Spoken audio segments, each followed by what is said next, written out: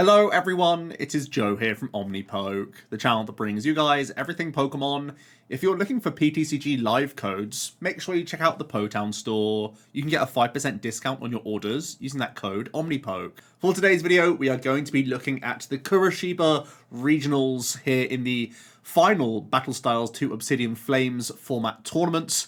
This is, I believe, the only regional on the calendar as of right now for the LATAM region, and it was a really interesting one. This is, of course, the first time that our Brazilian players and other South American players can use the Obsidian Flames cards, and certainly they had one on their list, and that is going to be Charizard. It absolutely dominated this tournament. Looking at the Day 2 statistics, it was a 30% meta share of the Day 2 decks. That's absolutely insane for an archetype that's kind of been on the fringes in the European Special Events and the American Regional Championships that have both been in this format. So I think this really helps Charizard kick on into the 151 format, which will be Peoria and Sacramento and Lille and a number of other tournaments, because it's a small holiday set with basically Mew EX and then buffed basics of Charmander, which is great for Charizard. So I feel like this really sets the tone for what might be a really interesting 151 meta, because not only was it 5 different builds in the top 8, 3 of them seem to be this new homebrew build of Charizard, which didn't play Arceus. So it's a completely different variation from what we'd seen previously with Arc Pidgeot, and in Barcelona we saw the Lost Zone variant, which I did a video on yesterday actually, if you want to check that out, on my thoughts on that list. But let's have a look at William Azevedo's winning Charizard build. It's also played in top 4 by Leonardo and also in top 32 by Otavio. So seems like the very prominent Brazilian players all decided to play this concept, and many of them decided to play the same 60, if not just 1 or 2 card changes here and there. And the concept is that Quad Arven plus Forest Seal Stone gives this deck enough consistency to get turn 2 Candy Zard and Candy Pidgeot.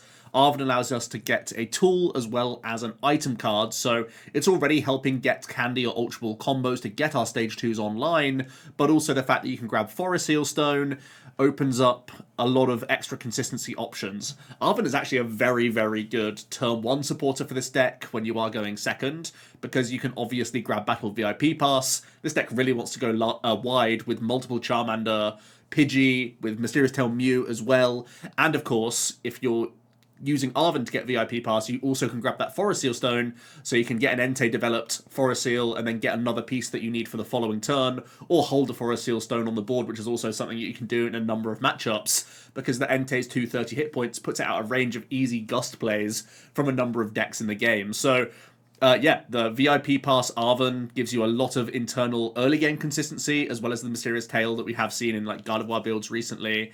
So you have a great turn 1 supporter going second, but this is also a premium turn 2 supporter because it's helping you get those candy plays off. And I think the main concept here is that once you get Quick Search into play, Pidgeot kind of fixes the rest for you, in that you get a really nice pivot and you're tutoring a card every single turn of the game.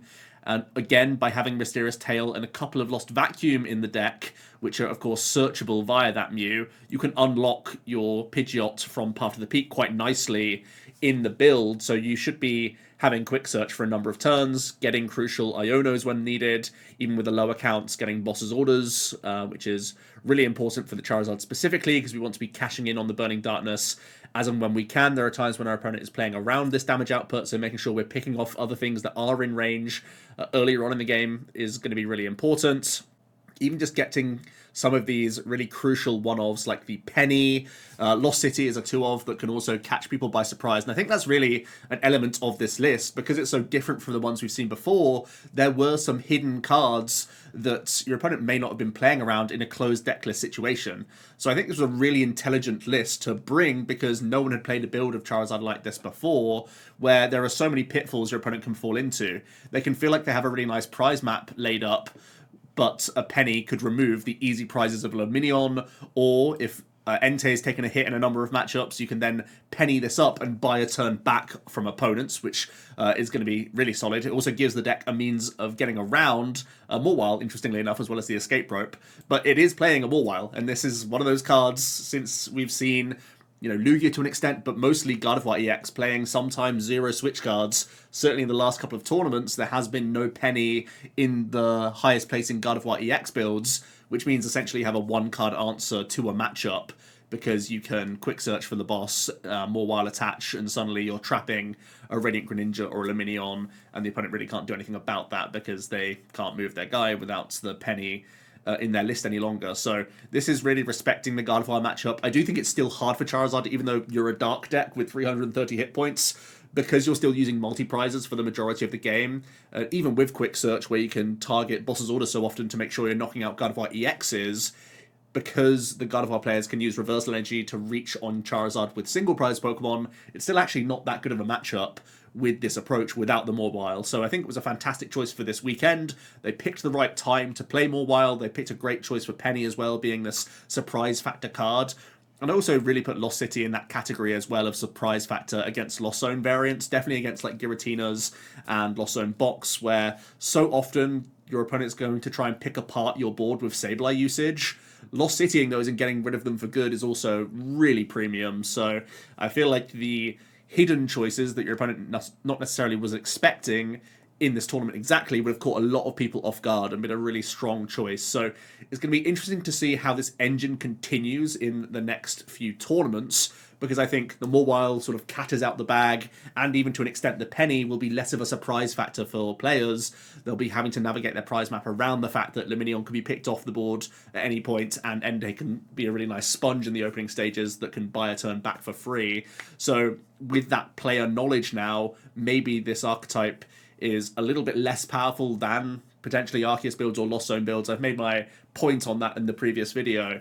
But for this exact tournament, it was a genius 60, and it really would have caught a number of people by surprise and had so much correct going on the list. I'm really impressed by the top contingent of players who crafted this build. Like I said, Leonardo was playing the same 60, so congrats on that top four. And Pedro Patusi, also a very prominent Brazilian player, was playing a similar list again. Not the exact same 60. This one's playing an additional copy of the Lost City. Wasn't playing the Mawile. Is that the only change? Looks like one of the only changes in the deck list. But otherwise, yeah, the same concept right there on show. Doing really well. Let's have a look at Francisco's second place Lost Zone Giratina. Especially with 60 hit points Charmanders, you'd think that Giratina was going to clean sweep the top cut, but they had a really rough 2 games in the finals where they basically didn't play the game, which is a real shame for Francisco because it looks like they made a really good meta call, and I think Tina probably remains one of the strongest decks in the game just because of the new uptick in Charizard variants across the board, because Tina is still one of the best checks to Charizard that we have out there. The 280 threshold is really important for Arc or Pidgeot EX, either one of those sort of engine Pokemon. Obviously your Star Requiem V-Star power is massive against the Charizard itself, but also just hitting a Charizard for 280, setting yourself up for Sableye Lost Mine Sprinkle is massive. And this even works with 70 hit point Charmanders, right? Because you have the 50 remaining hit points on the Terrestrial Charizard EX, and then maybe you can make Lost Mine plays happen there. So yeah, I think Tina will remain prevalent. There's this sort of narrative that Mew EX really hurts Giratina, and I think that's certainly true in the Lugia matchup. That was already one of Tina's more difficult ones, and as you can see in this list, it's playing triple path, and I think that's probably one of the most proactive things you can do against a Lugia player, to buy time against them, to get established into the game. The other thing I would think about was maybe Snorlax coming into Giratina's like we saw with Pram's 60. Interestingly, this list is playing triple Super Rod already, so it wouldn't be too much of a question to add in a Snorlax into this build, because you're already playing the extra space for the Rod already, because that 180 threshold from Snorlax could be a great way to put yourself back into a favourable prize position whilst your opponent has responded on your Tina with a Mew. You come in with a single prize Pokemon and knock them back out and put them in that strange situation of having to boss around your Snorlax. So I think that's going to be a really interesting back and forth with Giratina, but I feel like it's really well placed and was unfortunate to have not won this regional with so many Charizard lists around, especially with the 60 hit point Charmanders rattling around. It really limits Charizard players' lines of play when the Tina is firing on all cylinders. But yeah, a little bit unfortunate this one didn't really get off the ground, but a really great placement for Francisco. We then have a couple of the Arc builds. We have Joao here with the Arc Pidge. This is really similar to what we've seen previously, at least from the Pokemon perspective, but there are also some interesting innovations here as well, in that we're seeing Quad Pokestop. Very cool to see this, where you're simply shrugging and saying, well, I just need to hit my candies, I need to hit my VIP and Bull Search in the opening stages, and it's even playing Cross Switchers to give you potentially even more Power Spike turns. Cross Switcher works really nicely with Mew, of course. You can dig with Mysterious Tail, then cross switch your way out of there. It can also work with Pidgeot. If you have a Charizard in the active, you can cross switch into Pidgeot, have that free retreat, and go straight back in with the same Charizard. So it has great synergy here, and it just gives you more item density from your Pokestop to be plussing throughout the game with that hand size, which is a really cool thing to see. My one headache with this is that Pokestop really helps out Lost Zone Box, and I feel like that's already quite a challenging matchup, especially with the build playing no Collapse Stadium or anything else like this, to have a better time into Turbo. I feel like you're giving the opponent too much with the Pokestops that you're probably having to slam early just to get into the game, so that concerns me a little bit. But otherwise, a really cool list, and having the speed of Pokestop compared to just having like Artisan or something like that is also a pretty interesting discussion, really, based on the way the build has been constructed.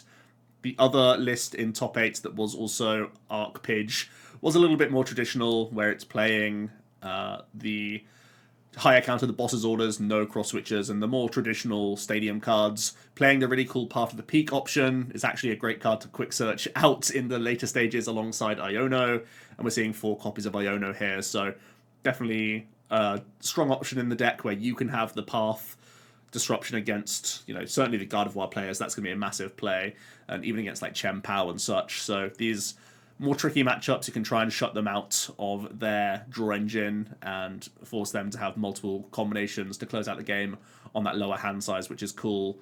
Outside of that, it's actually a pretty traditional Charizard build, so there's also hope for this yet once we get better Pidgeys and Charmanders for additional consistency.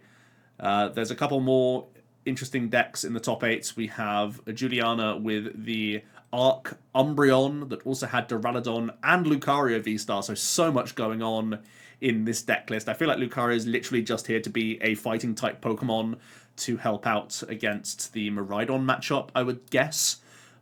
Because otherwise Arkham has a pretty bad matchup in that situation. I feel like you can use Duraludon, but it's not too difficult for the Miraidon players to get a big Raichu KO, and then you're in a pretty bad spot. So I feel like Lucario is here just to make the prize map a little bit easier for you into Miraidon. Then you have the type coverage of Umbreon, plus you have the Mean Look combo, which is very effective against Gardevoirs right now, which is huge.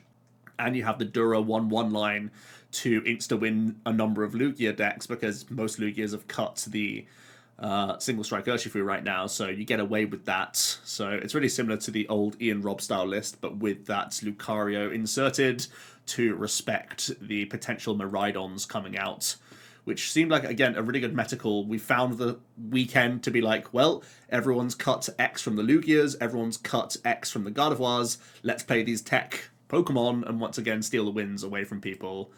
We do have Juan, who did make top 8 with Gardevoir. This looks like a very straightforward list.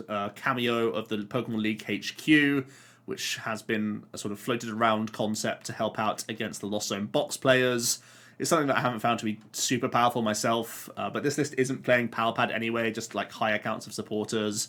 So there's no real need to work in the worker supporter if you're already going down this route. So yeah, cool to see that.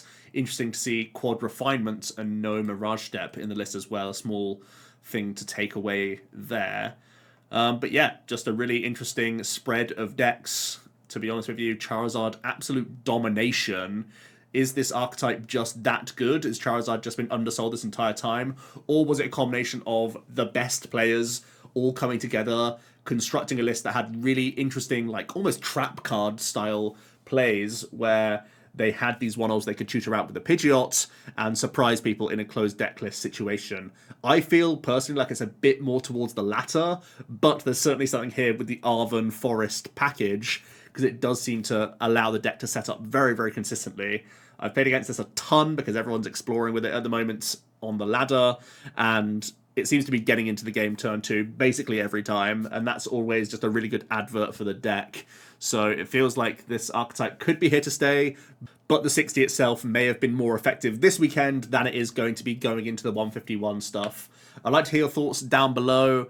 But yeah, a really interesting spread overall of archetypes. Let me know what you're liking from 151 and how much it changes the format as we head into the next set of regionals. Thanks so much for watching, and I'll see you tomorrow for another one. Cheers.